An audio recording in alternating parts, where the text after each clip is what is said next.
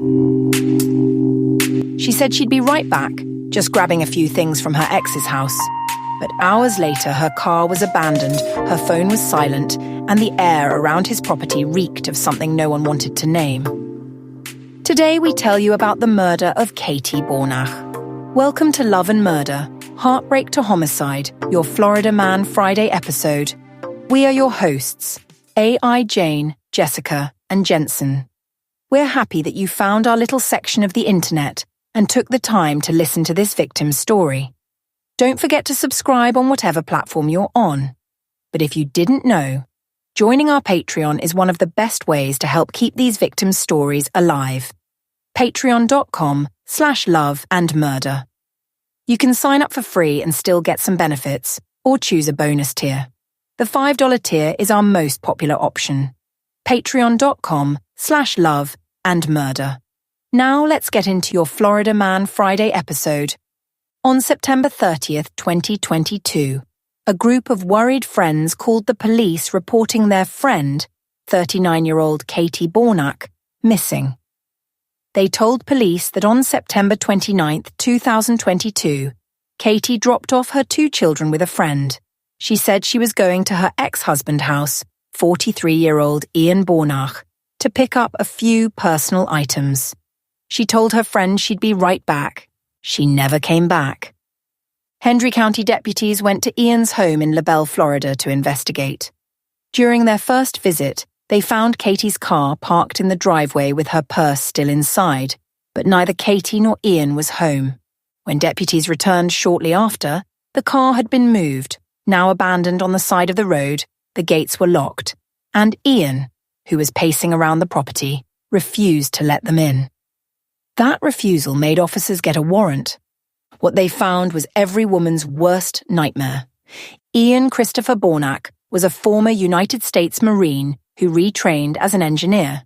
He was also a bodybuilder, competing in the IFBB Masters National Bodybuilding Championships in 2016, standing 6 feet, 3 inches tall and weighing 250 pounds.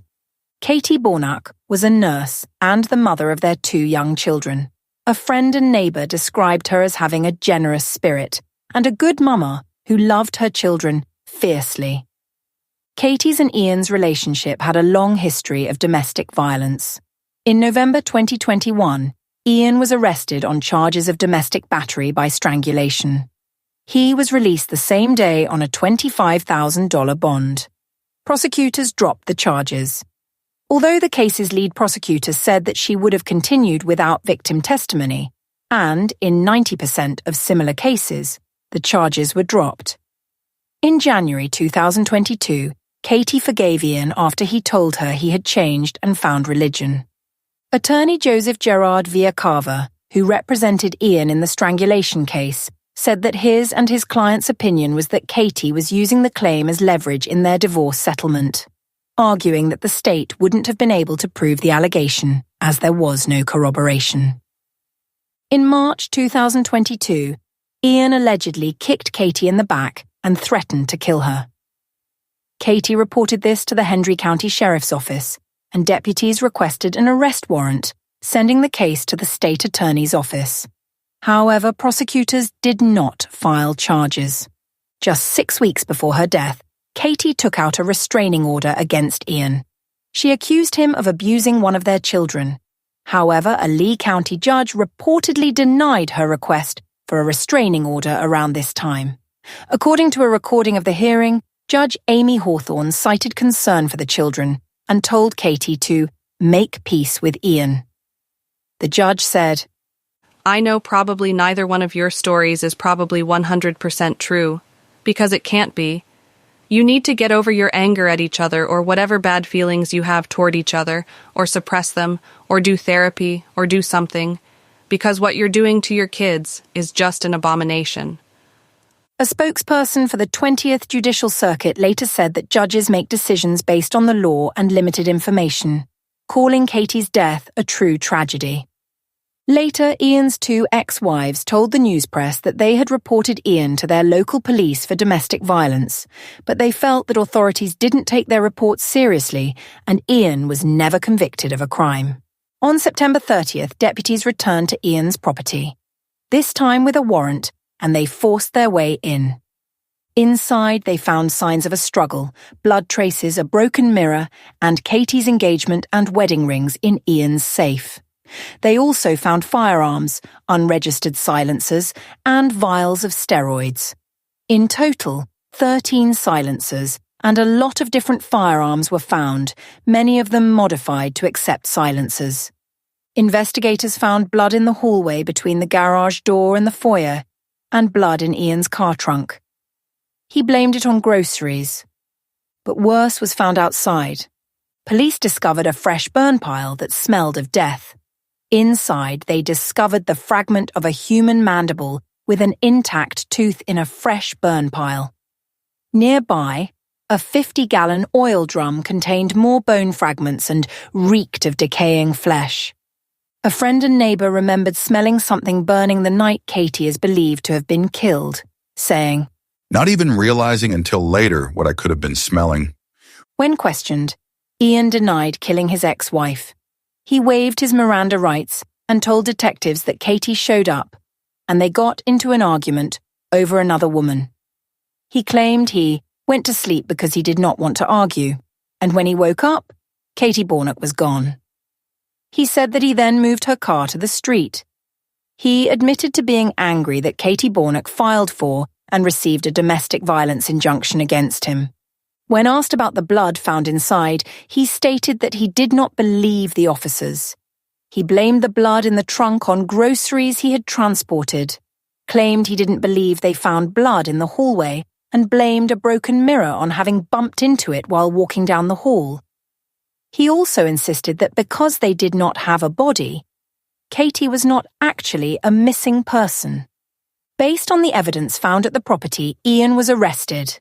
He was charged with multiple offences, including first-degree premeditated murder, destruction, concealment of physical evidence, illegally cremating a dead body 48 hours after death, failure to report death to a medical examiner, drug possession, for the steroids, violating federal firearms law, use of a two-way communication device to facilitate a felony, and tampering with evidence.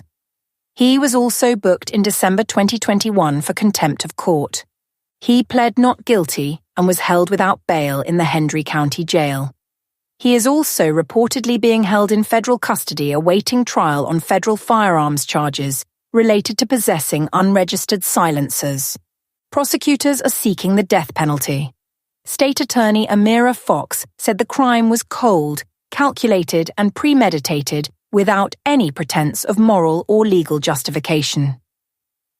Ian's attorney Robert P. Harris expressed disappointment that the state is seeking execution. In a statement, Harris wrote, Mr. Ian Baunach is a former United States Marine, a war hero who sacrificed his body and his peace of mind for his country. It is disheartening that the government he fought to protect and preserve is going after him with the ultimate punishment. We maintain Ian Baunach's innocence and will vigorously defend him in a court of law. Katie's mother, Carolyn McKinney, shared her perspective after prosecutors asked what punishment she wanted. Due to her faith, she felt compelled to say life in prison with no possibility of parole, writing, "I can't say I want someone to die, but the state attorney said it's the only way to make sure he at least gets life, saying that this could potentially be changed or negotiated later." Ian waived his right to appear at a recent court appearance and his right to a speedy trial. His next court appearance is reportedly set for May 10th. Local law enforcement praised the Hendry Sheriff's Office's investigation, saying that the quick action by the investigators allowed them to arrest Ian before he destroyed evidence or fled. Katie tried to get help. She documented the abuse, she reported the violence, she got a restraining order, she followed the law. And the system failed her. A judge dismissed her plea. Prosecutors dropped charges. And when she went back one last time to gather her things, Ian was waiting. Katie's neighbor later said, "I remember coming out on the porch and saying to my husband, 'Who would be burning anything right now?'" She didn't realize what she was smelling was Katie. Katie was a nurse, a mother, a woman who just wanted to get her belongings and go home to her children. Now, her children are being raised by other family members, left without their mother.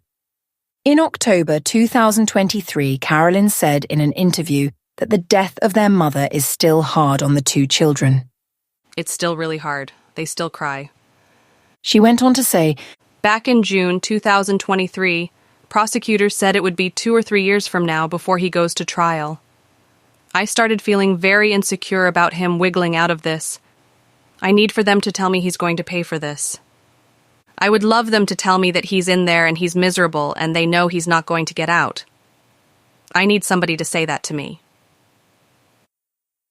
If you or someone you know is experiencing domestic violence, please contact the National Domestic Violence Hotline at 1-800-799-7233 or visit thehotline.org. All calls are free and confidential. What do you think of this case? Kai just put out a very similar case where the domestic violence victim did everything right, but no one helped her.